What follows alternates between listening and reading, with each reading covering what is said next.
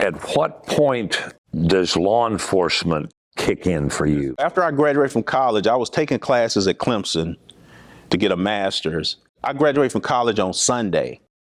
My dad asked me what I was doing. I told him I was going to go down to Atlanta and hang out with my fraternity brothers for a few days, and I'll be home probably Wednesday. He said, no, you're not.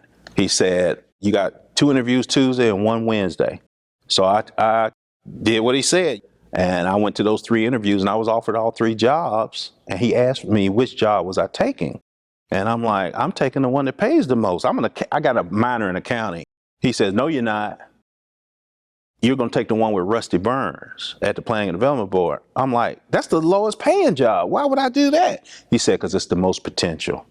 Talk about the importance of having a father who's looking out for your best interest and who taught you early on to respect him and his wisdom. I just realized, just from my experience with other people, sometimes you can't see the forest for the tree. You just don't know what you don't know till you know it. Don't get me wrong now. I wouldn't listen to everything he said because he didn't want me to go into the FBI. Why the FBI? Me and a few of my college buddies owned some businesses in college, and we turned that into a limousine business up in Greenville. One night, we got a call for a limo, and we had drivers. We had guys we hired to drive because we worked full time, all 3 of us. And none of the drivers could do it. And I picked up this couple, and it was a real nice affair. And I let the couple out, and it was March Madness. I'll never forget. I had a TV in the limo, and the husband of his wife, it was a women's club gala, asked me where was I going? What was I going to do because I was supposed to be there 2 or 3 hours. I said, I'm just going to sit out here and watch the game in the car. He was in there about 20 minutes, and he came back out to the limo and was watching the game with me. He asked me, he said, you don't seem like the typical limo driver. I said, no, I'm one of the owners, and I have a full-time other job, but he said, I knew something was different. Then he told me he was the head of Greenville's FBI office and gave me his card. And I don't know if I've ever met an FBI agent before. And after we talked about a while, he asked me about my background, what my degree was in. And he said, man, we're hiring accountants, business people. He said, you'd be perfect. I'm like, I never even thought about law enforcement. Nobody's in my family's law enforcement. And then I run into him again like 3 weeks later in Haywood Mall, just walking around. And he comes up to me and says, hey, did you send the application in? Have you heard anything? I say, sir, I got to tell you, I didn't send it in yet. And I thought that's an omen. I need to go ahead and send it in. At the mall, random? Yeah, just random. I've never seen the guy before in my life. And I see him twice in less than a month. Yeah. So I went ahead and put it in, went through the year-long background, testing, physical fitness, all that stuff, and got in. And once you start it gets competitive. It was like 15, 20 people in this room. So I finished the test, and about 2 weeks later, I get a call from the FBI recruiter for South Carolina saying, congratulations, you passed the test. And I'm thinking, okay, like, you thought I was going to fail? And it was a 600 question test. And she said, you're not excited? I'm like, well, I'm happy I passed.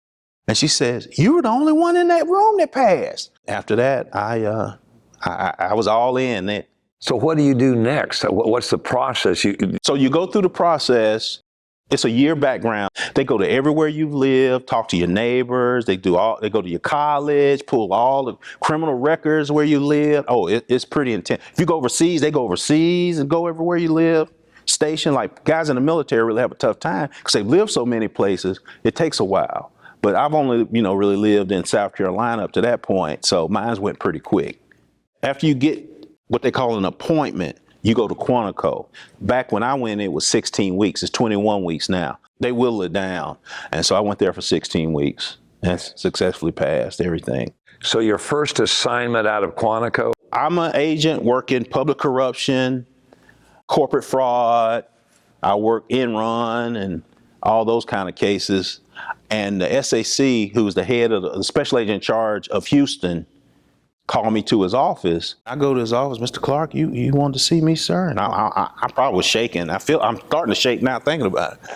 And I thought I was about to get fired. And He says, close the door. And it really, I'm like, oh, no.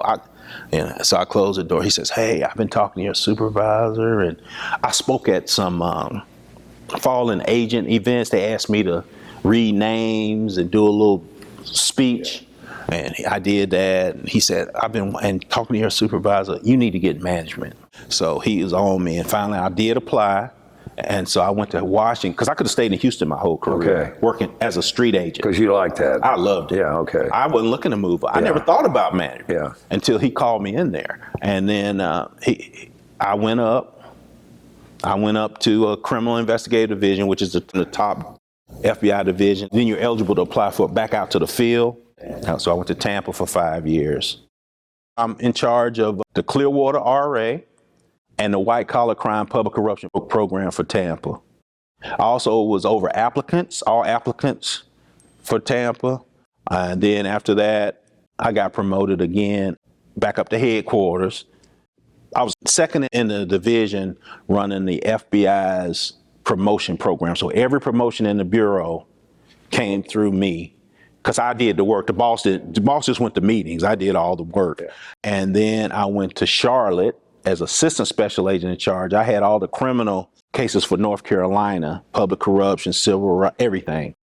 And then after that, I went back to headquarters and ran the FBI's Domestic Security Alliance Council, which is the FBI's arm to the private sector.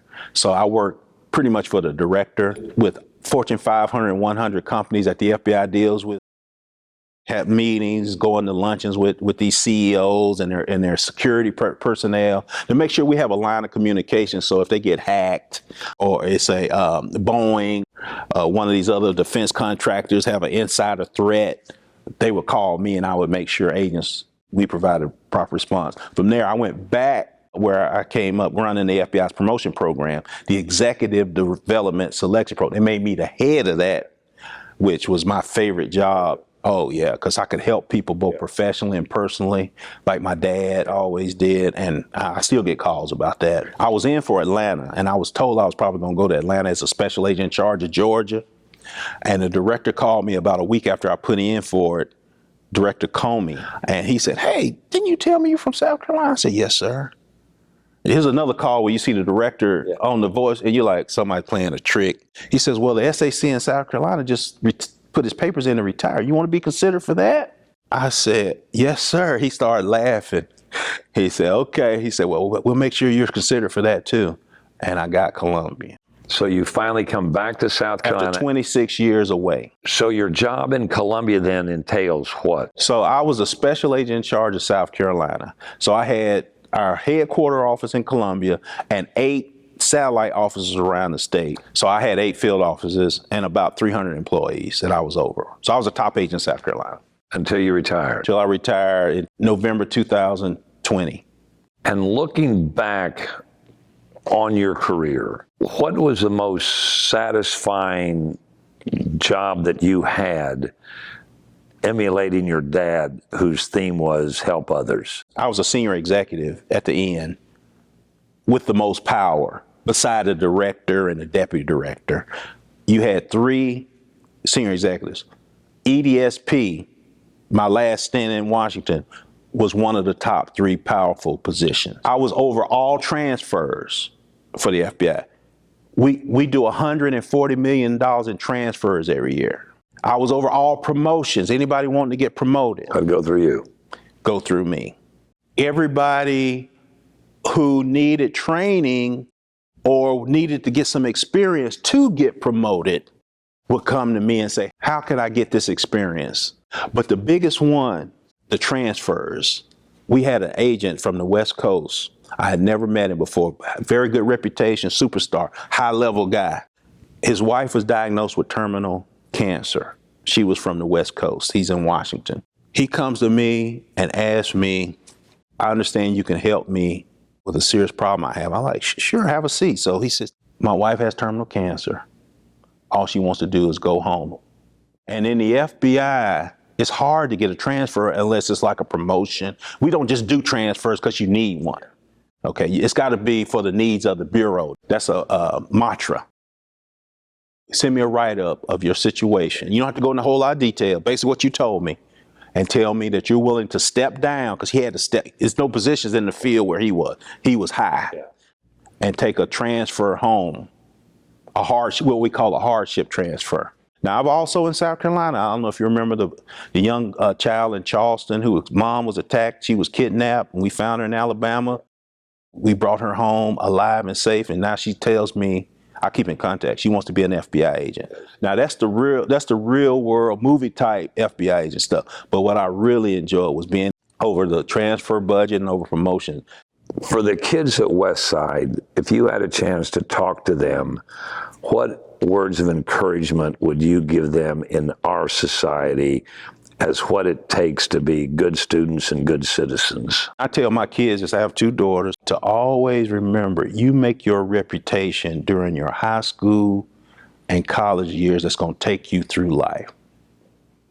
So this is the time when you need to sharpen your tools of life to be successful. A limo driver, a TV, and an FBI agent. Yeah. And March Madness.